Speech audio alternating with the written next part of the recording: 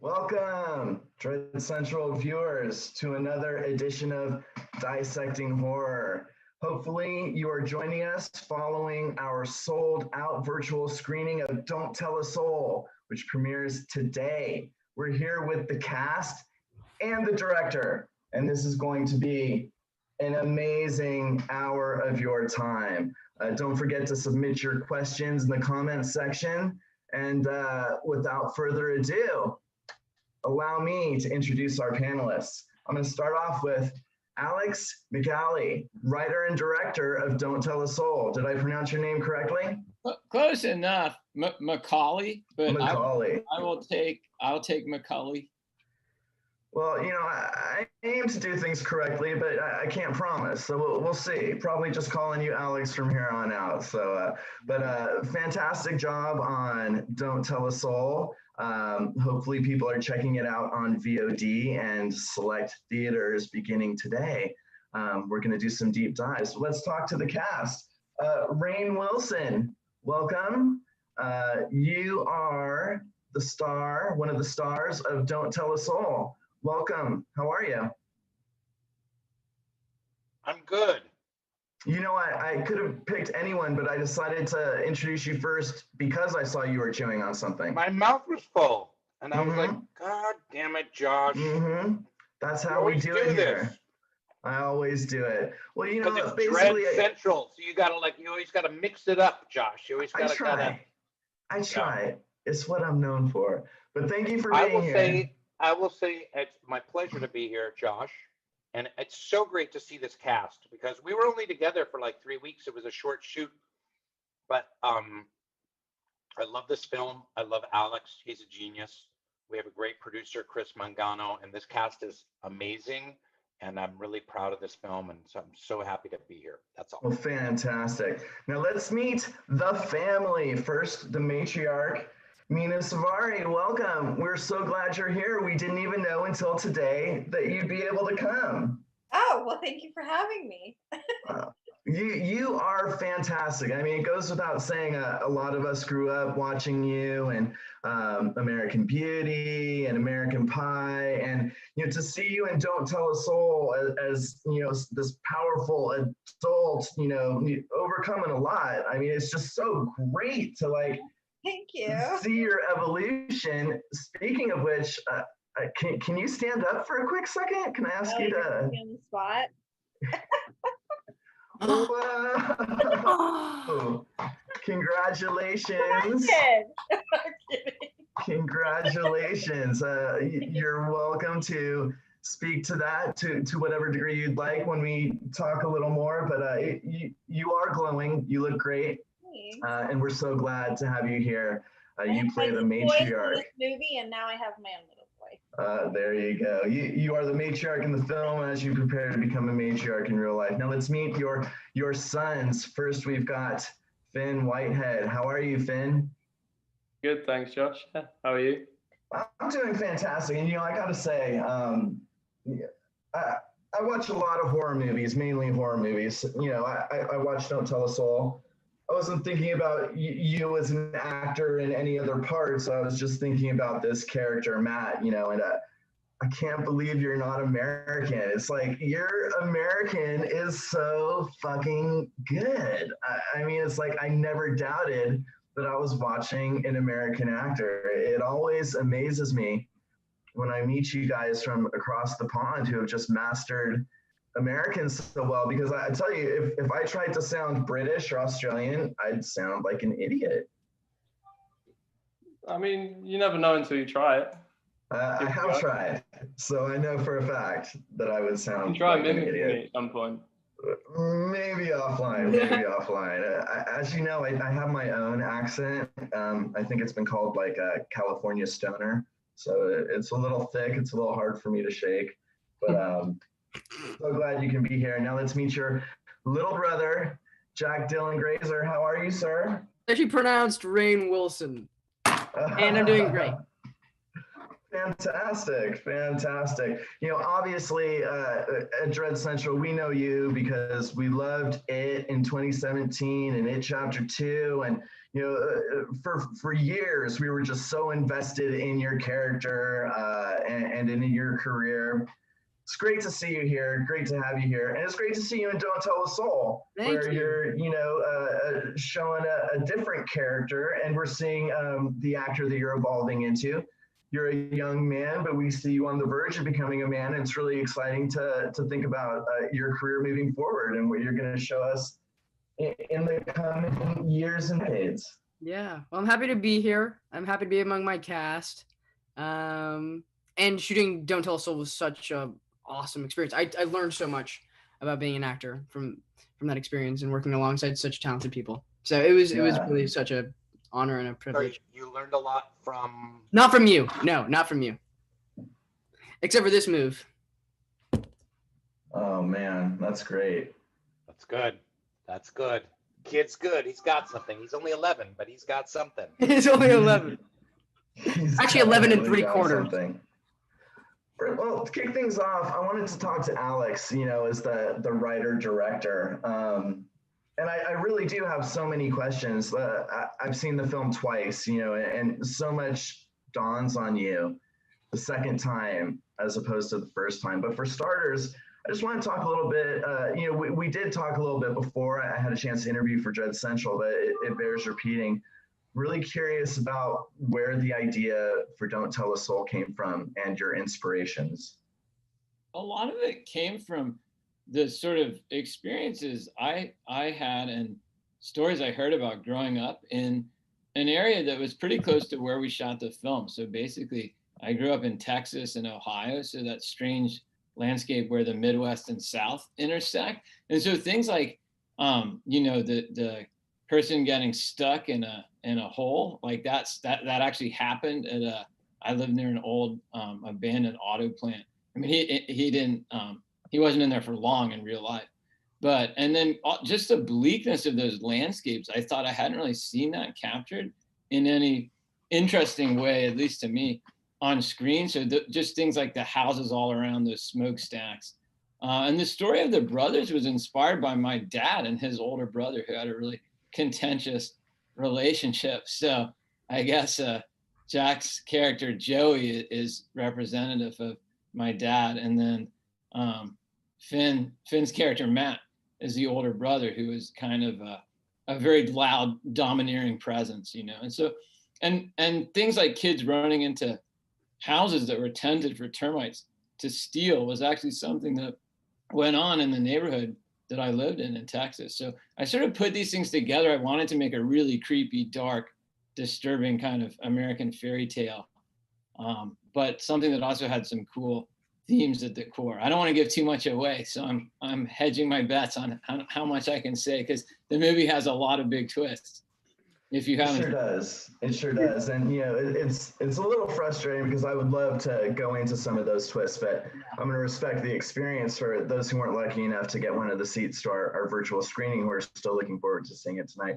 One other thing I had to ask you about, because it really affected me the second time I saw it. This is going to speak to you as a director, because what I noticed the second time was just the pervasive gloom over everything. And, you know, even when it's not nighttime, it's overcast. So there's always like almost just like an implied shadow cast over everything. And then I noticed the one time you do see the sun, it's in a very pivotal scene where Jack, your character, is looking to make almost like a parental connection with Rainn's character. And you see kind of like the sun behind Rainn's head. Was that intentional, or am I just geeking out? Oh, no, that absolutely. That it's like the literal ray of hope, you know. Jack's character Joey is looking for Rainn's character, Mr. Hamby, to be his sort of ticket out of there potentially, and a surrogate father. So yeah, that was absolutely intentional. So he's looking at Rainn and Rainn's character, and there's almost a halo around him coming from behind. And absolutely, I mean, from having lived there, I experienced the bleakness of the winters and how oppressive and hopeless everything feels, frankly. So I'm not a big fan of sunlight in general, I guess. I'm more of a nighttime, overcast weather kind of person. So I also wanted to put that in the movie. I mean, I love those landscapes. I mean, they're horrific in some ways, but there's a lot of beauty to be found in the horror and the austerity of them. Absolutely. And those smokestacks, the reoccurring image of that smokestack, I got to tell you, I watched it with my wife, and the idea of lung cancer is presented in the film, but even before it was kind of discussed in detail, my wife said, wow, I wonder if they all are destined to have lung cancer because they're living in the shadow of this refinery. And it was just like, wow, there's this gloom, there's this constant threat, there's this danger. Amazing job as a writer and a director. Don't Tell a Soul is a very layered film. It's a beautiful dark fairy tale. Obviously, I loved it, and I can't wait for more people to check it out. So congratulations. Well, thank you. I really appreciate hearing that. It was definitely a labor of love from everyone involved. You know, it was an amazing cast and crew, and our producers, Chris Mangano and Mary Kay Poe, did a great job. Definitely lucked out with the cast. I mean, and that's why having all of you here feels so tremendous. Finn and Jack, the brothers, it's almost like your characters are of equal importance, and almost as important as the characters is the relationship. You guys are this force. You guys create this tremendous chemistry that is so palpable. Congratulations, first of all, on some amazing drama, both of you. Thank you. Thank you. So yeah, I mean, Finn, I actually watched an interview you gave just a couple days ago where someone else was asking you about the concept of brothers, and you mentioned that you have a brother, but you kind of, I hope this, I mean, you already said it publicly, so it's not like I'm bringing up anything uncomfortable. But you mentioned you actually kind of associated more with Joey's character than Matt's character in terms of your own sibling relationships. Yeah, I mean, to a much lesser extent. But me, I've got an older brother. We're quite close in age. He's less than 2 years older than me. So we used to fight like cat and dog growing up. We were like constantly scrapping. But I felt more like Joey, because one of us would push it too far, and I'd just see something switch in his eyes when we were fighting, and I'd just poss him every time. I'd just go limp and like play dead, while he'd just like beat the crap out of me, basically. But were you kind of channeling your brother to play Matt? No, my brother's a really sweet guy. It was just like sort of sibling rivalry, and I think it's pretty kind of like it's sort of. I think it's just a given with siblings. You just fight. There's just, I mean, you could grow up in the most pacifistic, non-violent family in the world, and you'd still find things to fight about. I guess. Like, it doesn't matter what it is, you just like find an excuse. It's just like hormones and jealousy. And sure. I mean, yeah, hormones. I mean, those things drive you nuts, when you're alone, and then having two hormonal teenagers in a close quarters like that is just a recipe for disaster. Jack, you have a sibling as well. You have an infant sibling, so you don't have these kind of like close relationship, intense things to draw on. How did you create like a sibling bond that was so believable in Don't Tell a Soul? Where did that come from, or was it just something that you and Finn just developed on set?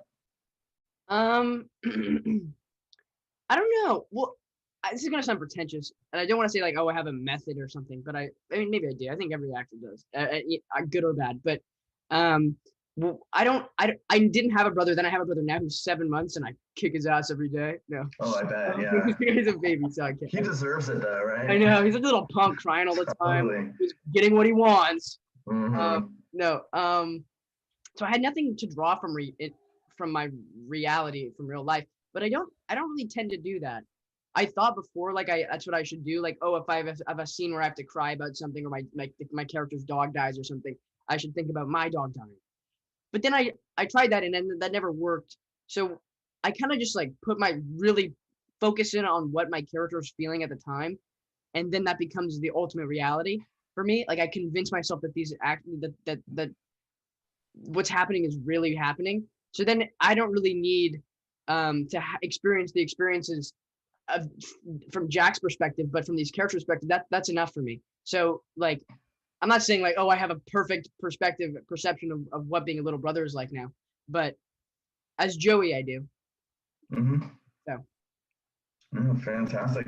Was there ever a time on set where one of you had to call a timeout because things were getting so intense? There are some scenes that really kind of, get to you. Not really. I mean, sorry, we were like, we were pretty chummy in between scenes. I think it was more like just checking that we were both all right, really. It wasn't like having to call a timeout because we were actually getting annoyed at each other. At least not from my side. I don't know if Jack's gonna now come out. No. Like the show always went on. You know what I mean? Like there was never like but I loved when it was the more visceral, the more intense, and more real it was. The tighter that he held the bag over my head, like, like it makes it so much more fun. Or like when he's choking me, or when he's punching me, or hitting me. Always fun having a bag over your head, right? Yeah, but isn't that fun? Like those are the most fun scenes. Like just when you're like being the biggest prick you are, and you like spill the orange juice, and it was so cold. But like all that stuff, it adds so much to like the viscerality of the scene, and of us, the chemistry between us, the dynamic between us as actors is so much fun. And that's really one of the highlights of the film. So, you guys definitely deserve congratulations. Mina, your character is so complicated. You're overcoming, your character has a terminal illness. So there's always a shadow over your character, and your character always looks beaten. But your character is the strongest person in the entire film, as we come to discover.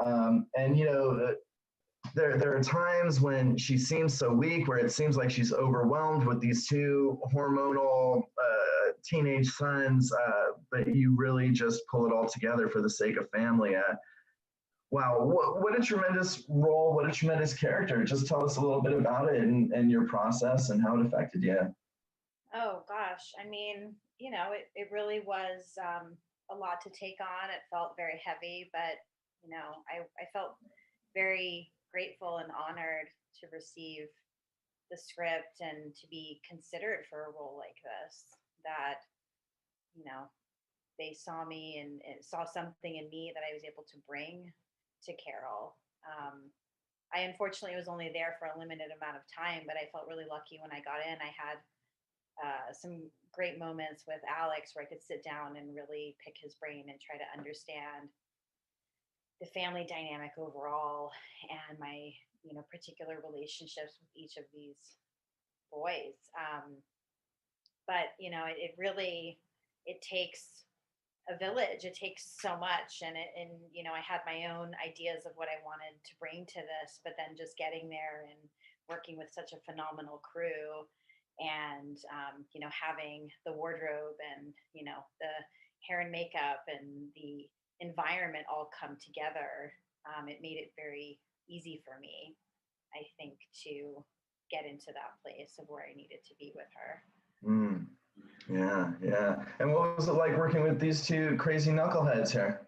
It was amazing. I mean, it was so special. And like I said, I sort of came in and I think, they already had their thing going, but I felt so incredibly welcome and, so honored to be working with such an awesome cast and have these two boys as my sons. And I mean, Jack was so sweet. He would always give me a hug and say, good morning, Mom, to me.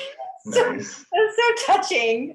He was the good son, after all. Yeah. And I think, like throw a glass of cold water over her every morning. Right. Yeah. No, a lot of that just came very easy. I mean, it was very much a gift, and just special, and doesn't always happen. I was very much aware of that, when a lot of things line up so perfectly, it doesn't make it very difficult. Yeah. Well, I got to tell you, I mean, you mentioned not being on set for very long. It doesn't feel that way when you see the film, because I mean, it's first of all, it's a delight to see you, when it's like, oh my God, when you're watching the film, and then the expectations that we have of your character to start with. Her story arc is so wonderful. I'm not going to give anything away, Alex. What we learn in the final moments, if your character doesn't seem important at the beginning, you are totally integral by the end, and you just gave such a dynamite performance. Thank you. I mean, one of my favorite stories was when I think I worked for a day or so, and then one of our producers, like Chris, and Mary Kay, they put together this really wonderful cast dinner, and Chris was mentioning how he was watching the scene. I think the first scene that we did was when Matt comes home and he's terrorizing demolishing the place. I don't know. I think that's right, Alex. Mm-hmm. But Chris apparently said he was watching, from Video Village, and he asked, what is she doing with her breathing? And I just thought it was the funniest moment because, again, they had come to me and I had sort of just shown up and I was bringing what I thought, should have been part of this performance. And it was just a funny moment because I had to sort of remind him that I was dying and not able to perfectly breathe. So, Right. Yeah. Oh, fantastic. Rainn, I come to you last almost because it's like your character's the linchpin. I mean, there's so many things to ask you about Hamby and about how you prepared for this role. We all know you got comedy chops. We know you got horror chops. We saw you in House of 1,000 Corpses. We know you're great at playing these like quirky characters. But what really gets us in the first act or 2 acts of Don't Tell a Soul is just that you're in this intense survival situation. It's almost like 127 hours where we're just sick to death worrying about you. And you have to convey that seriousness and that just, your ability to make that believable and to make that desperation palpable was just so important to the success of the film. Obviously, I think you nailed it. Was it challenging for you? I know you've been killed in movies before, House of 1,000 Corpses, but was imagining yourself in this situation as harrowing for you as it was for us as viewers? Well, yeah, I mean, that was one of the great challenges of the role, was that 3/4 of my performance takes place in the bottom of a hole, and roll and hole rhyme. I just realized that as I was saying that.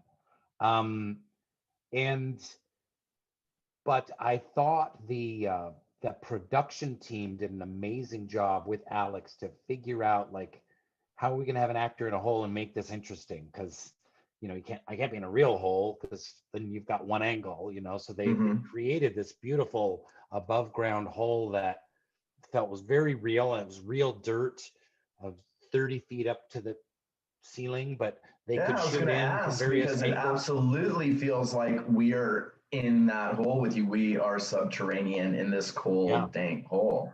And for a low budget movie, they just did a phenomenal job. And when when I saw the cut, I was really blown away. And I would definitely get a little claustrophobic sometimes because I don't like enclosed spaces. I don't know if any of us do. And sometimes you're just in it and you're just looking up and someone talking to you 30 feet above and you're like, ah. And then I remember that there's just a little escape hatch in the dirt tucked away. But I was really drawn to the character because of all of the different colors that he has. He's sometimes can be heroic, sometimes can be villainous, sometimes can be, pathetic, sometimes domineering. But I was also really drawn to, I have a teenage son, and there's a really strong father-son story in this with me and Jack's character.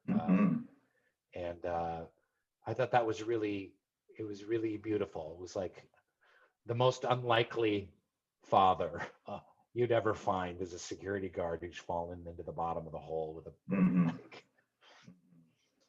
Yeah. Well, yeah, I mean, it's difficult to talk too much about your character because your character has his own story arc, and your character has his own secrets that become, really turn the whole film on its head at a certain point. But yeah, your relationship with Joey, with Jack's character, is so complicated and so compelling because it's sweet and it's frightening. You are at his mercy. Your survival depends on him, and it seems like he's just a good kid, but you're having this issue getting through to him. You want to talk a little bit about what that was like for you? Yeah, I mean, so much of it was this kind of real kind of intimacy because so much of our communication, I mean, a lot of it was this way too, but then later on we've got these walkie-talkies that are introduced. Sorry, spoiler alert, there's walkie-talkies at a certain point in the movie. I hope I'm not giving anything too much away because there are a lot of twists and turns and surprises, but it all was like really surprisingly intimate among men, and this lost boy who just needs a father more than anything else, and he's willing to make that father this weirdo in a hole. And that kind of resonates with another film that you did. It came out in 2015. The Boy is another one where you have a warped surrogate father situation. It's kind of interesting that that's come up a couple times in your career. A warped surrogate father. I'm putting it on my resume. Fantastic. But that's why, listen, I think why Alex should also be commended in the writing of this script, because just when you think you know what it is, it shifts a little bit. And then you're like, oh, it's this. And then it shifts and it's like, oh, it's this. And oh, it's this. It has a lot of emotional heft, under this. There's a lot of subtext and a lot of, if you throw away the thriller elements, there's a great drama here, and it's a great kind of gutsy, gooey drama with these kind of thriller elements of like, holy shit, what's going to happen next? I have no idea. Oh my God, I didn't see that coming. And I think that's why it's ultimately so successful. It is successful, and I think that even though it's being released in January, I think people are still going to be talking about Don't Tell the Soul in December when we're talking about the best genre films. 2021, I think it's a fantastic film to kick off the year. I think this is something genre fans are going to love. And I think your fans are really going to love it too. A lot of people, you were on a TV show, I guess. I don't know anything about it. People think of you as a comedian. So I think they're really going to like seeing you as someone so different. I know I certainly. Are you talking about CSI, where I played a guy in Supermarket? Exactly. I know you don't like to talk about it, so I wasn't going to bring it up. He was on CSI. Coronation Street here in the UK. That too.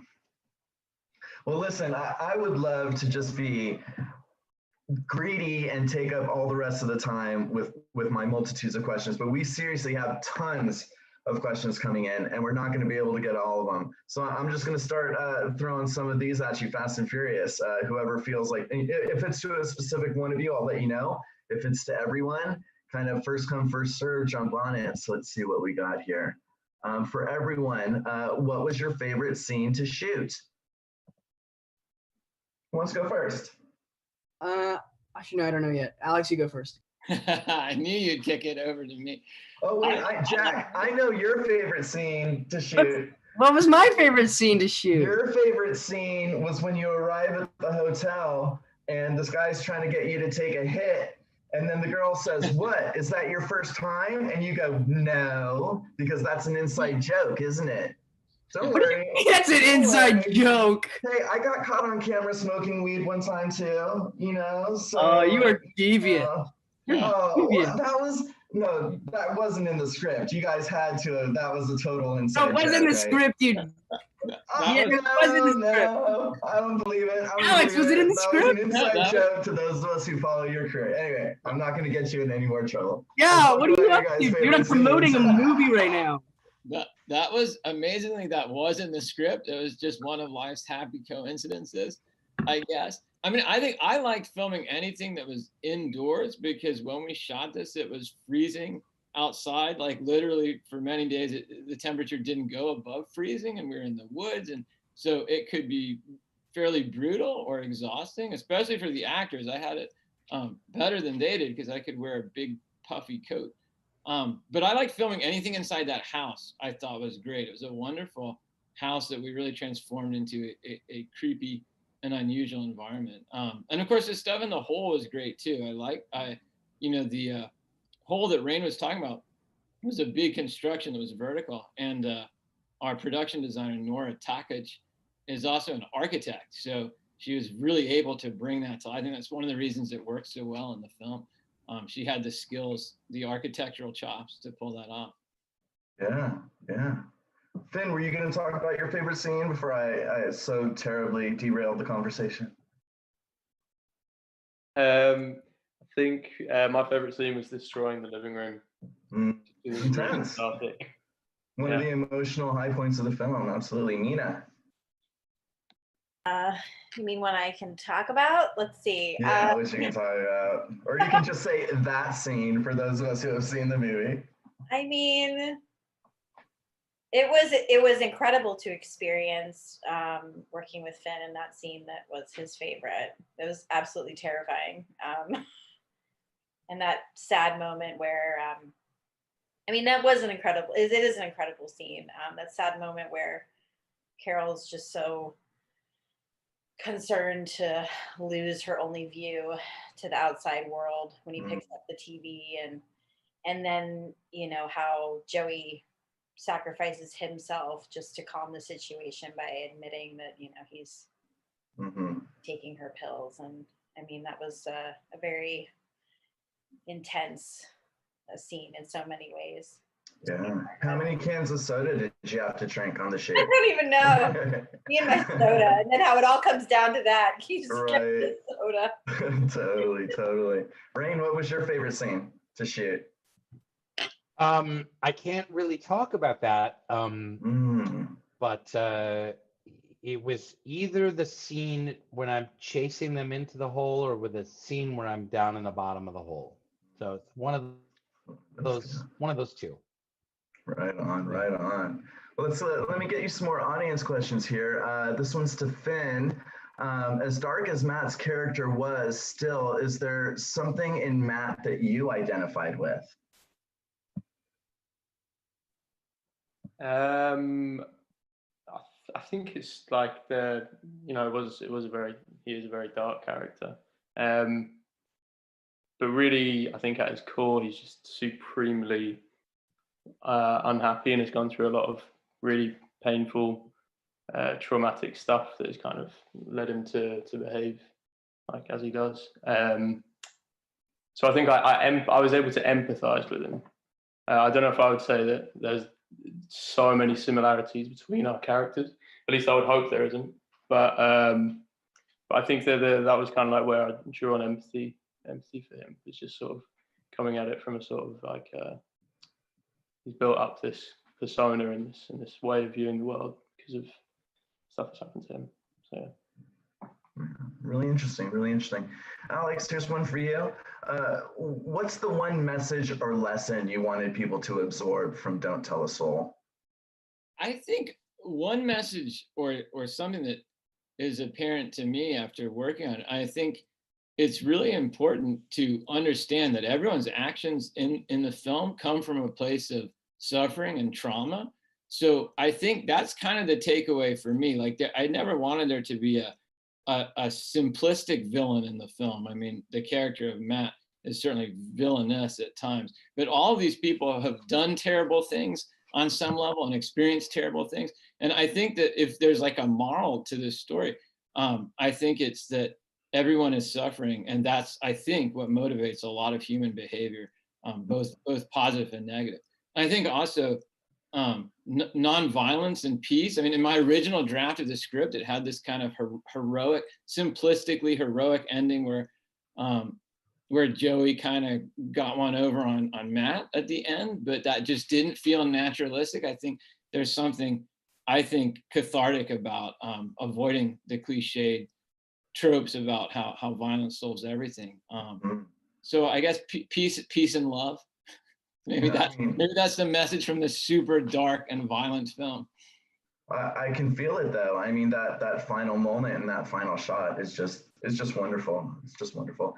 Jack, here's one for you, and it kind of relates to something I was thinking too. Basically, the question is, what would you do if you were in the same situation that Joey's in, where you find someone in the bottom of the hole? But to take that a step further, I mean, you play a character who is about your age, and so much of the fallings the pitfalls that, no pun intended, that Joey stumbles through are a lot of the pitfalls of adolescence. Was there some of your own, life in there? I guess, how similar are you to Joey? Not very similar to Joey. I mean, maybe I have I don't know. I think I sort of a little bit pride myself on like having empathy for other people. So honestly, I'm trying to think what I would do in that situation. I don't actually know. I might get scared, but I wouldn't keep him in there. I'd probably go tell somebody immediately. I'd probably go tell the police, is what I would do. I wouldn't like befriend the guy. No, I don't trust people that well. But yeah, I don't really find too many similarities to Joey and myself, but boy, it was really fun to play Joey. He's so naive and so gullible and so kind. He's got a heart of gold, and really like you root for him, and he has it tough. So, but yeah, it was really fun to get inside the head of Joey. And you did it amazingly well. Very convincing. Your character is one of the ones we automatically gravitate towards. We want someone to identify with.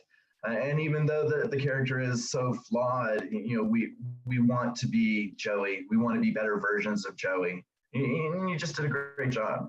Fantastic. Here's something for Rainn. What are some of the challenges you faced in terms of portraying an intimidating character, but being so physically limited?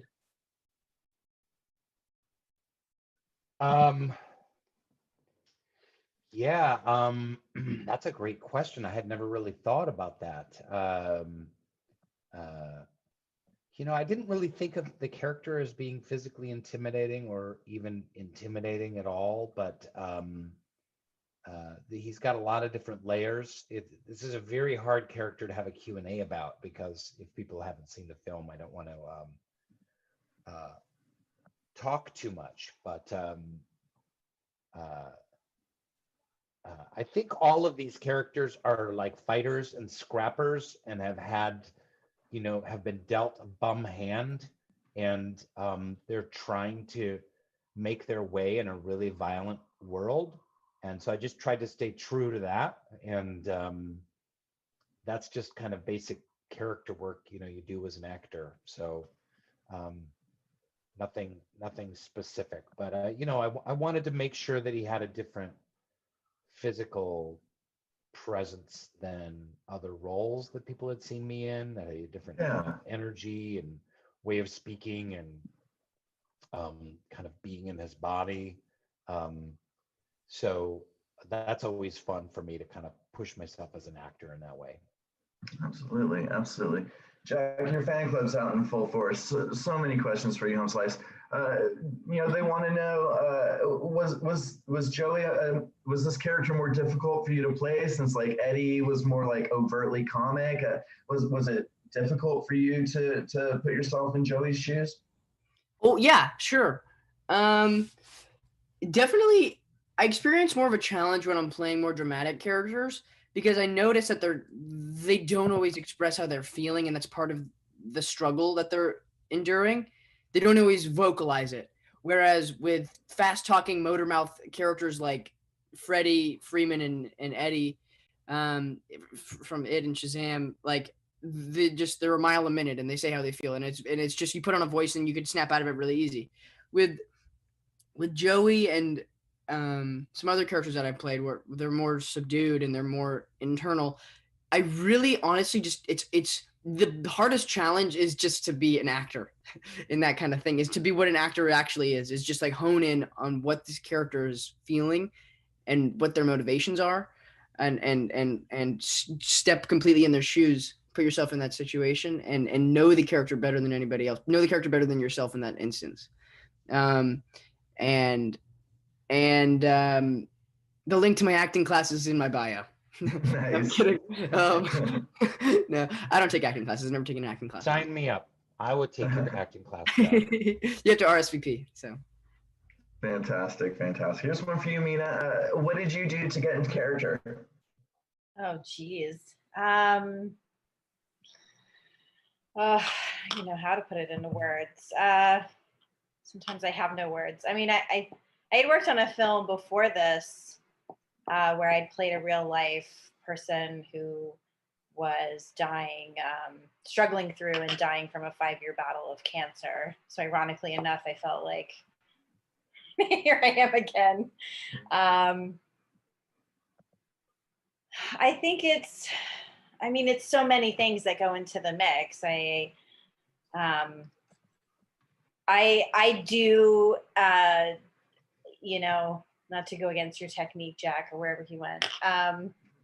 I do sometimes draw from, you know, my own life experiences, and I actually have known someone that passed away from lung cancer and, you know, physically experienced it. So I think I always, you know, keep that in mind, and definitely applied, you know, some of what I had seen to Carol.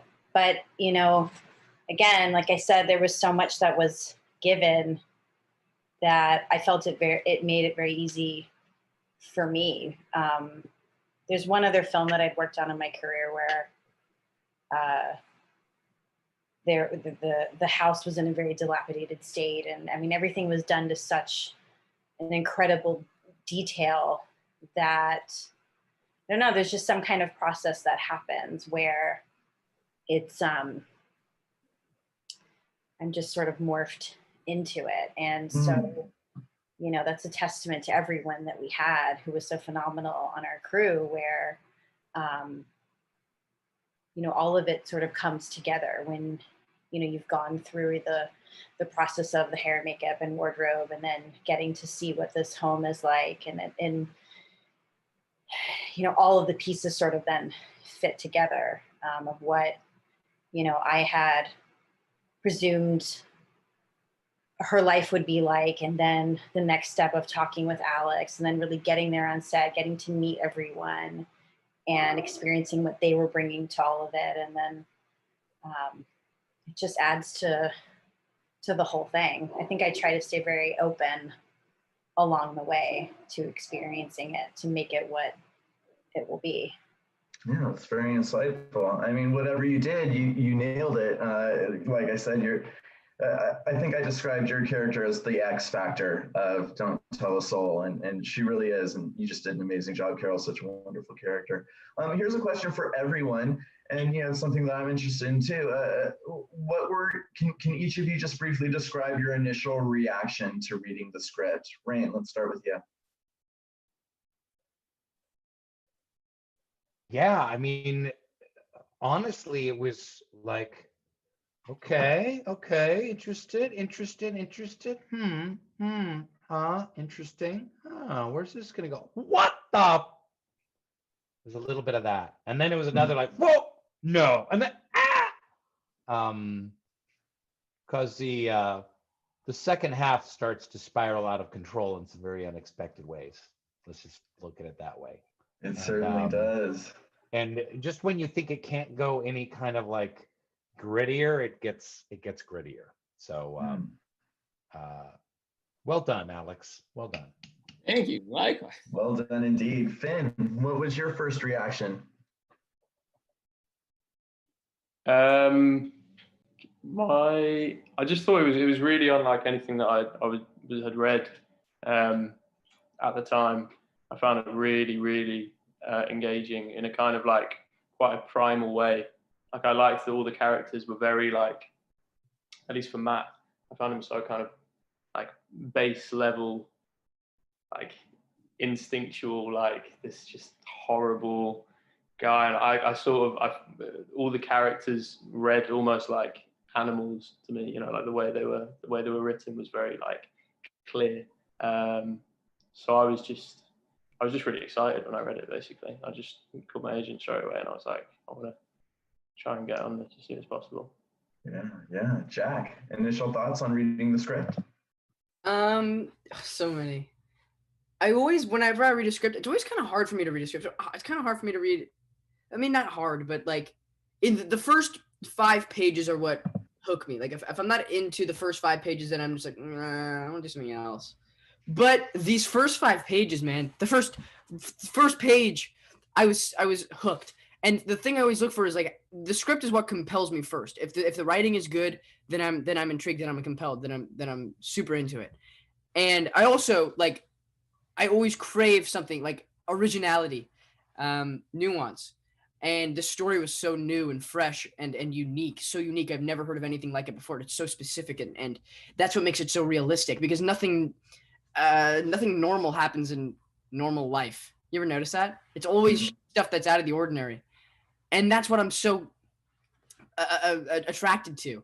And I think that Alex nailed that so on the nose. Is just like this, what makes this so real is that it's so shocking. And I was so attracted to the script. Yeah. Fantastic. How about you, Mina? What were your first thoughts? Well, I mean, I feel like I definitely had the same experience that Rainn had. That was a perfect description. But I was also very overwhelmed with gratitude that they had come to someone like me, you know, in consideration of Carol. That really, it really meant a lot to me, because it's the type of roles that I enjoy playing the most, that are so transformative, and something that I feel like I put a lot of effort into pursuing throughout my career. So to just have simply been thought of to play someone like her, it really meant a lot, and I was really excited. Awesome. We're nearing the end of our hour. You were together. so great, Mina. You did such a go great ahead. performance. It was really beautiful. She did. She knocked it out of the park. I mean, you all did. You were all really fantastic. As we approach the end of our hour together, I want to give the last audience question to Alex, because it's really interesting. Someone noted the religious elements of Don't Tell a Soul, and they're wondering, did you use religion to kind of offer insight into these characters, or were we really just supposed to see it as a means for Hamby to manipulate Joey? I think for me, I think it's without getting too deep into the story, I definitely think it becomes a tool of manipulation that Hamby employs at certain parts.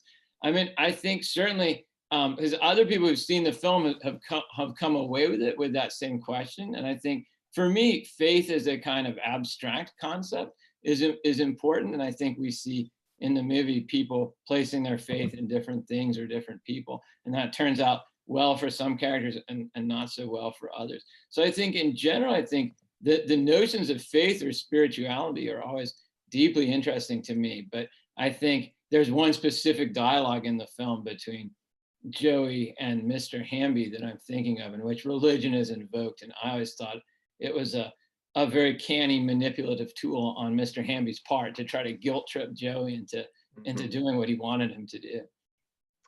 Very true. You know, the line that really stuck with me was the one spoken by Finn's character, you know, God went his way and I went mine, you know, and I think a lot of people can relate to that, about just feeling like, you know, you were raised to believe in God, but if God lets this stuff happen, then we're just not on the same page, you know. Well, that's a great point. And growing up in Texas, I mean, there were multiple churches kind of on every street corner. They would be like, on either side of the street. So religion is infused into some of the culture in some of these places. And so Kentucky was not dissimilar. So I think, yeah, it's the ideas of God and really weighty issues of morality, I think weigh on the minds and maybe prey upon the minds of some of these characters. Yeah, absolutely. It's been so much fun chatting with you guys. I feel so lucky to have had the opportunity to moderate this panel. Don't Tell a Soul, I honestly believe, is going to be the first great horror movie of 2021. Where can people see it, Alex? Oh, it's in theaters right now in about 56 cities, I think, maybe almost 100 screens. And then it's on digital, on demand, streaming, so you can see it like iTunes, Amazon, pretty much all the major platforms have it. So if you want to brave a movie theater, you can do that. If you want to see it at home, you can watch it that way too. And there are some drive-in events I know happening, so people can look for those. It's in Los Angeles. We got very lucky because the theaters are not open in LA. So in Los Angeles, it's playing at the Arena Cine Lounge drive. Mm-hmm. We love them, actually. Dread's doing an event with them for Psycho Gorman next weekend. Oh, cool. But yeah, we love Arena Cine Lounge. We're glad to be able to give those guys a shout out. Definitely, yeah.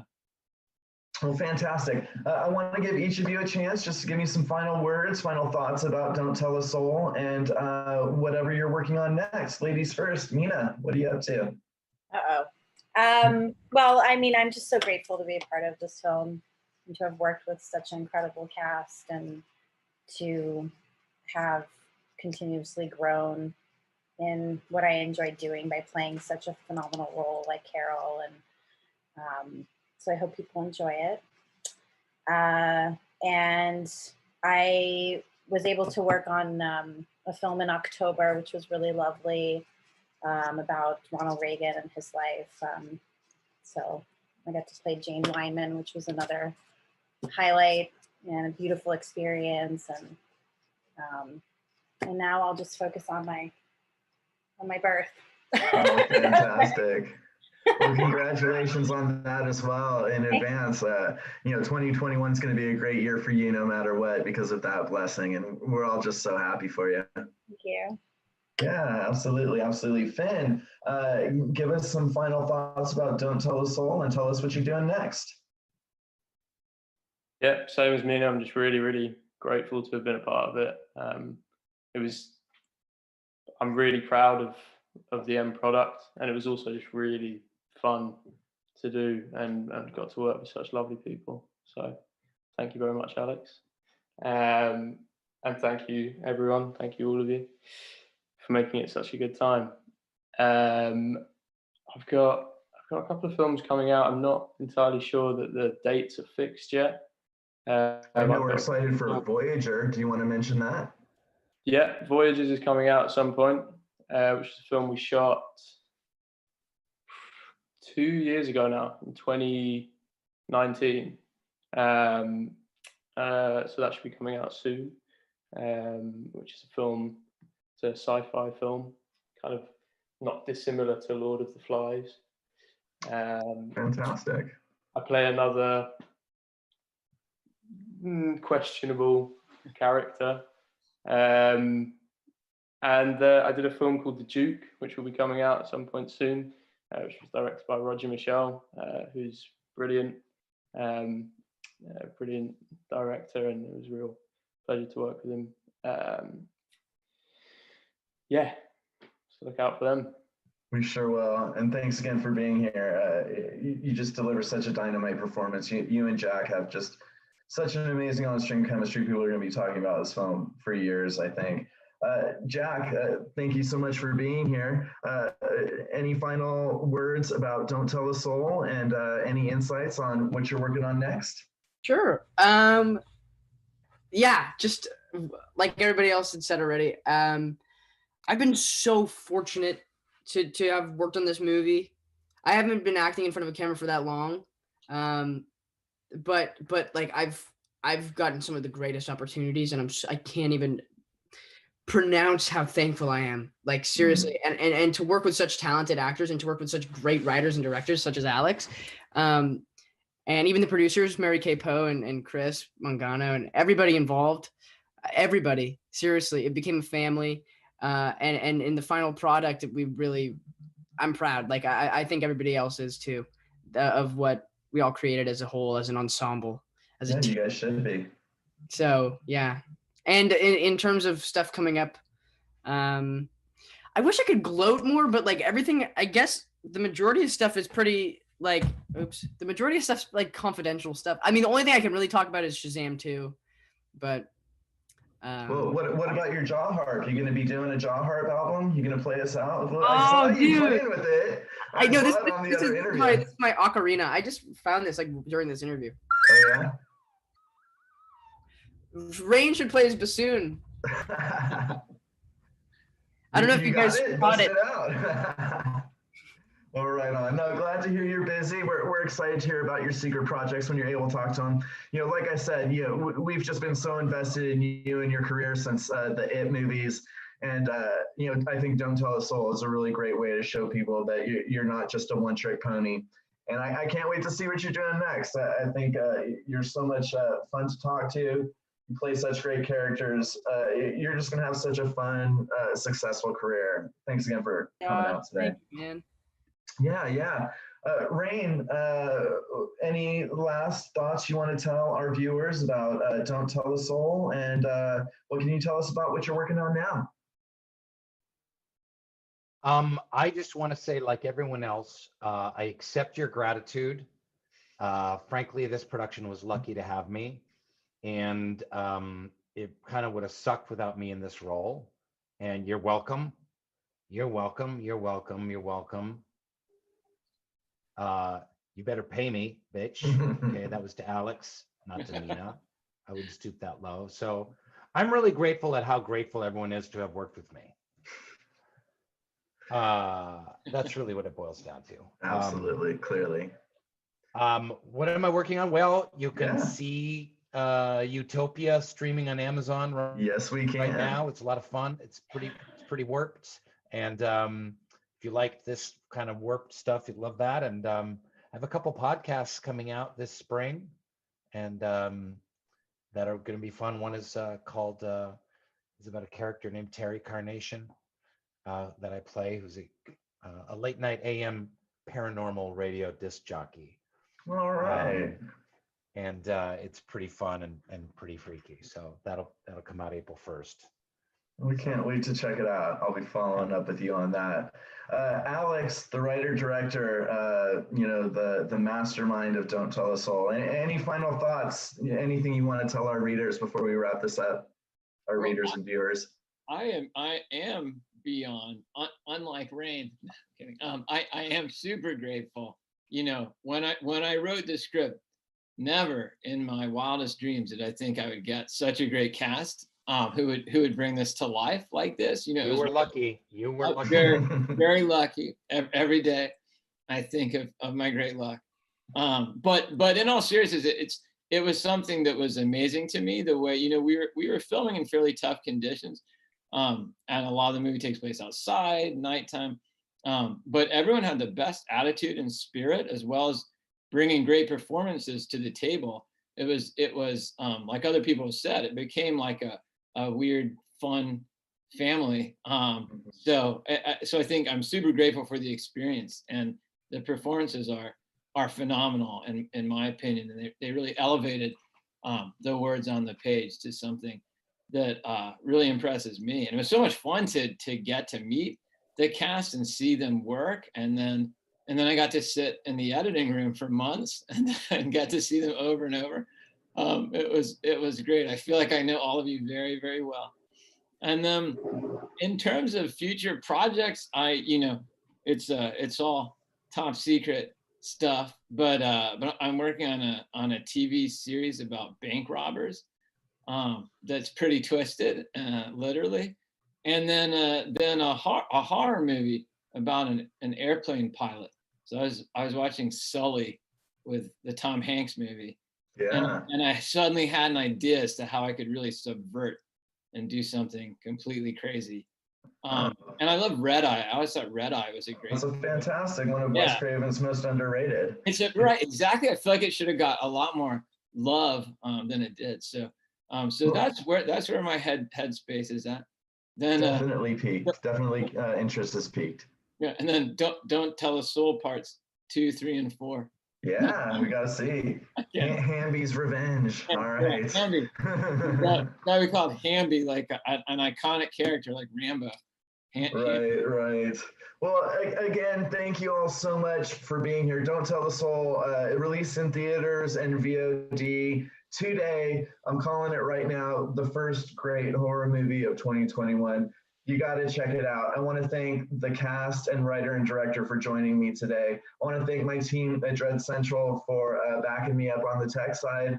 And, it's been wonderful spending the afternoon with you all. Join us next time on another episode of Dissecting Horror and watch Don't Tell a Soul this weekend. Good night. Goodbye. Bye. Thank you. Bye.